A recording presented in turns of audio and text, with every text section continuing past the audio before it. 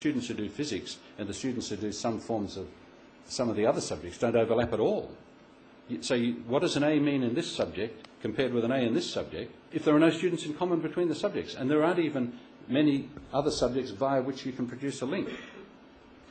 Because the Australian students study that number of subjects, and 6 in some states, they actually do something that addresses the question of whether an A in one subject is the equivalent of an A in another subject. Now, it requires a fairly heroic assumption, but it's one they're willing to make because they think the heroic assumption that all subjects are equal is even less justified. So what they do is to say, let's take the results that we've given the students in physics or maths. Let's take the maths result you just saw. Let's take the final results in maths.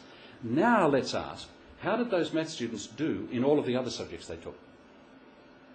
And let's take their average performance in all of their other subjects and see what is the distribution of their results in everything else they studied but maths. Now let's shift their maths result to match that distribution. Give their maths results the mean and the spread of their results in all their other subjects. So if they tend to be high-performing students in all their other subjects, maths will move up. If you take a subject where the students who take this subject tend to be low-performing in all their other subjects, the results in that subject are moved down. Once you've done it once, and you've shifted every subject's result once, you don't have to do it again. And again. And you just let the computer run until the results converge, and no further changes being made. There's now an analytics solution actually developed by a statistician at the University of Melbourne, but the approach is to say, let's take account of.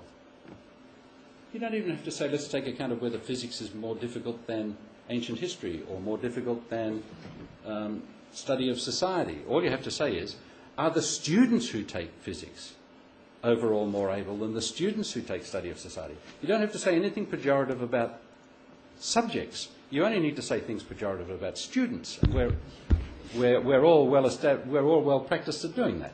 So you move results up and down according to the cohort of the students, not according to some a priori judgment about the subject. If a student cohort is able, the results are moved to reflect that. Now, you can't, even if you thought that assumption was worth making, a better assumption to make than the one you presently make about all subjects equal, you couldn't do it with only 3 subjects being taken by each student.